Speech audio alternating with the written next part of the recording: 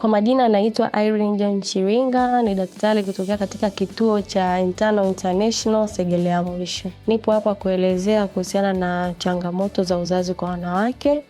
Tukianza na matatizo ambayo yanawasumbua sana wanawake, cha kwanza ni hormone imbalance, cha pili ni PID, cha tatu ni mirija kuziba, cha nne ni uvimbe kwenye kizazi.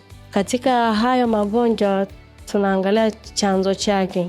Chanzo chake cha kwanza ni sexual transmitted infection ambayo kama ni gonorrhea, lakini pia chanzo kingine kinachosababisha ni kutumia njia za uzazi wa mpango kama vile P2, lakini pia kutumia na vizuia mimba na kutumia vyakula vya kemikali. Hizo zote ni sababu ambazo zinapelekea wanawake wengi kupata changamoto katika uzazi.